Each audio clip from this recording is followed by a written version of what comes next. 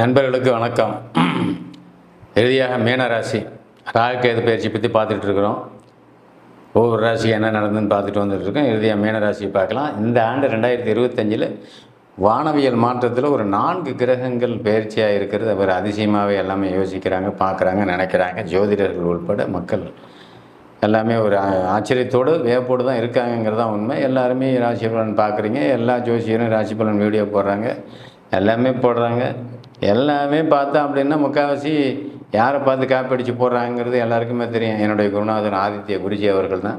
அவருடைய போக்கை தான் கடைப்பிடித்து நிறைய ஜோசியர்கள் வீடியோ போட்டுட்ருக்குறாங்க. அது உண்மை, அதுதான் நானும் உள்பட அதுதான். அது ஒன்றும் மாற்றுக்கிறதுலாம் ஒன்றும் கிடையாது. இதில் யார் சொல்கிறது கரெக்டு தப்புங்கிறதுலாம் நல்லா யோசிக்க வேண்டியதாக இருக்குது.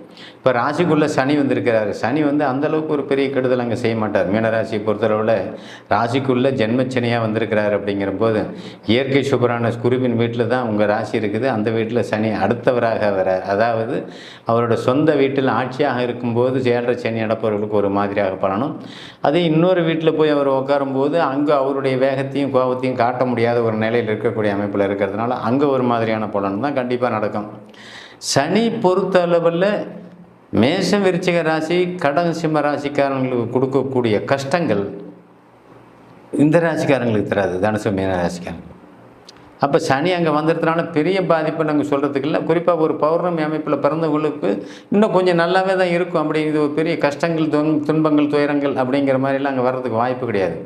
என்ன தான் ராசிக்குள்ளே சனி பூந்தாலும் இந்த ராசிக்கு வரக்கூடாத சுக்கிரன் மட்டும் வந்தால் மட்டும்தான் அங்கே பாதிப்பில் இருப்பீங்க. இல்லைன்னா பாதிப்பில் யாரும் இருக்க மாட்டீங்க. அதை பற்றி கவலைப்பட வேண்டியதில்லை.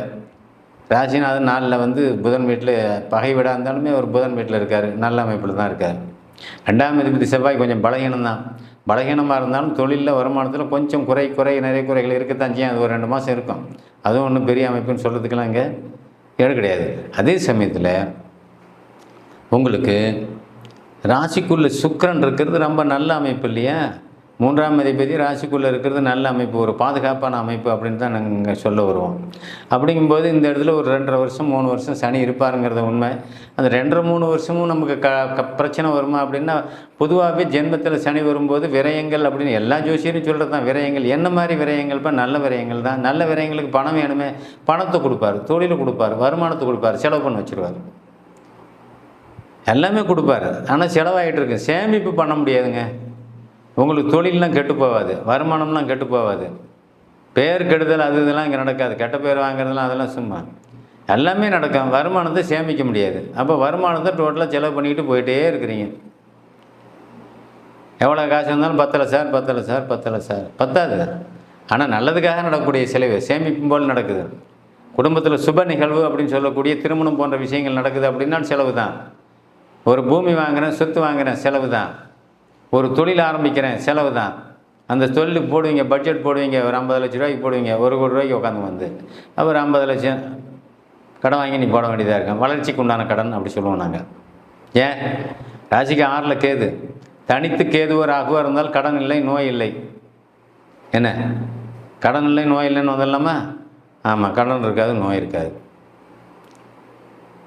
ராசிக்கு 2ஆம் அதிபதி 5ல் பலகீனமாக இருக்கிற தப்பு இருந்தாலுமே ராசிக்கு உங்களுக்கு 4-7 கூடிய கிரகங்கள் 3ல் இயற்கை சுபர் வீட்டிலான சுக்கிரன் வீட்டில் இருக்கிறதுனால உங்களுக்கு திருமணம் போன்ற விஷயங்கள் எளிதில் முடியக்கூடிய, நல்ல பொண்ணு கிடைக்கக்கூடிய, நல்ல வாழ்க்கை துணை கிடைக்கக்கூடிய ஒரு அமைப்பு கண்டிப்பாக நடக்கும். அந்த ஜென்ம சனியில் கல்யாணம் பண்ணக்கூடாதுங்கிறதுலாம் ஒன்றும் கிடையாது. ஜென்ம சனியில் கண்டிப்பாக கல்யாணமும் நடக்கும்.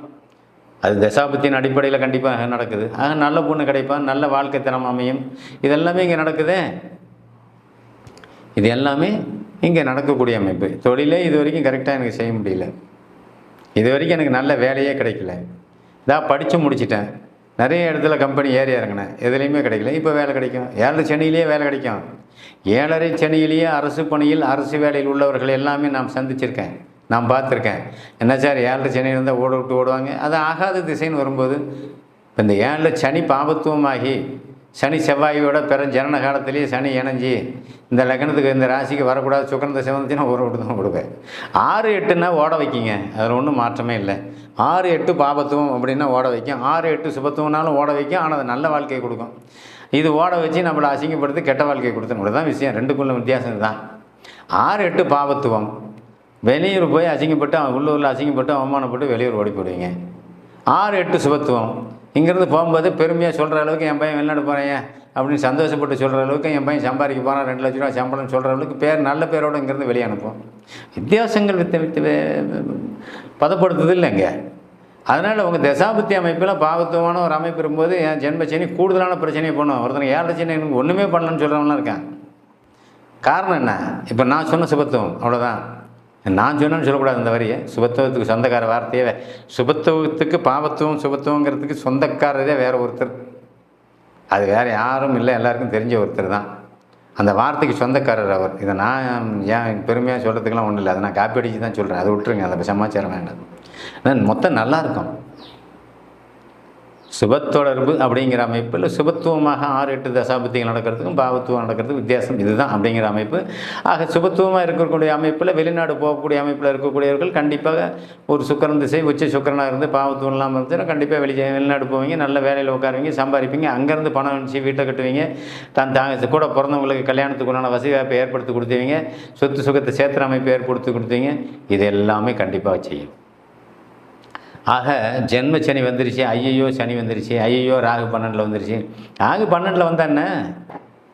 உன்னுடைய ராசிநாதன் பார்க்குறாருல, 12ஆம் இடம் சுபத்துவம் தானே.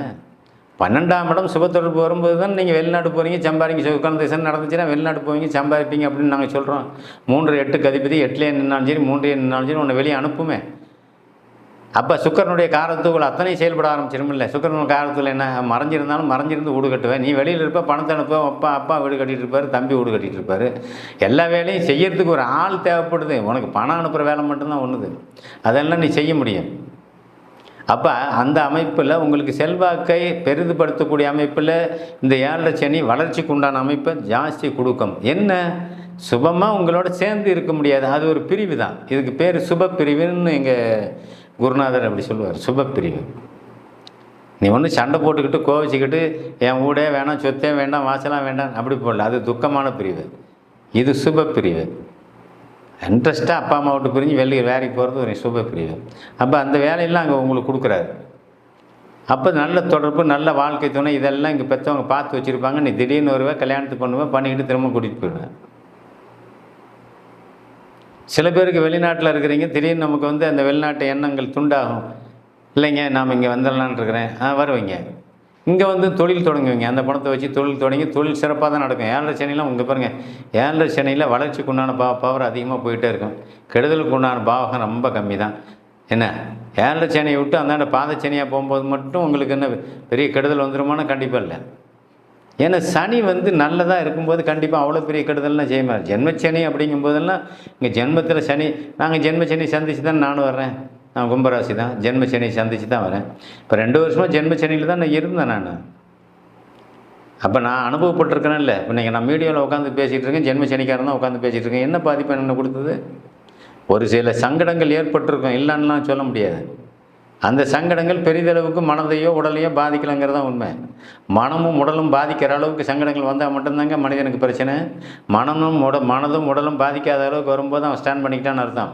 பார்க்கலாம் அவனை, நான் அவனை எங்கே பார்க்கணுன்னா அங்கே பார்க்குறேன், எங்கே சந்திக்கணும்னா அங்கே சந்திக்கிறேன். ரொம்ப பிரச்சனை ஈஸியாக ஹேண்டில் பண்ணுவான். சரி இது பிரச்சனை பெருசாக போகுது, இதுக்கு மேலே இது வேண்டாம், இதை தொட வேண்டாம் அப்படிங்கிற லெவலில் அப்படியே ஆஃப் ஆகிடுவான்.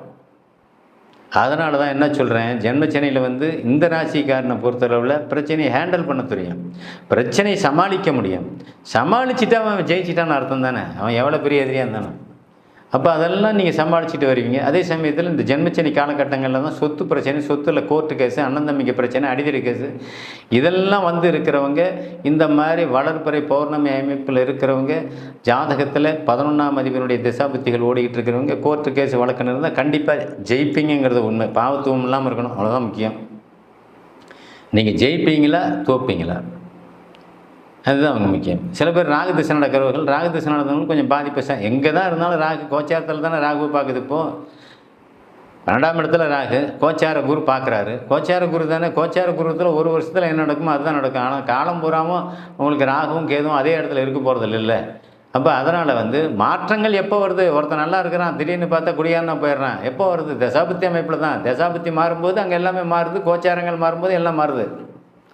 கோச்சாரத்தில் கிரகம் மாறும்போது, தசாபுத்தி கெடுதலான தசாபுத்தி ஆரம்பும்போது நல்லவன் கெட்டவன் ஆகிறான், கெட்டவன் நல்லவன் ஆகிறாங்கிறது தான் உண்மை. என்ன நேர்மையாக வேலை செஞ்சிட்டு இருக்க மேலேயே ஒரு பழி வருது. இவன் திருட்டுத்தனம் பண்ணிவிட்டான், அதனால் இவனை டிஸ்மிஸ் பண்ணிட்டாங்க, சஸ்பெண்ட் பண்ணிட்டாங்க வேலையிலேருந்து அப்படின்னு வருது இல்லை. இந்த தொடர்புக்கெல்லாம் என்ன காரணம்? கோச்சார கிரகங்களும் நடப்பில் திசாபுத்தி நடக்கிற திசாபுத்தியும் தான். அதனால் நண்பர்கள் அனைவருக்கும் இந்த ஆண்டினுடைய கிரக பெயர்ச்சியினுடைய பலனை சொல்லி எல்லோரும் நன்றாக இருப்பீர்கள். நன்றும் வணக்கம்.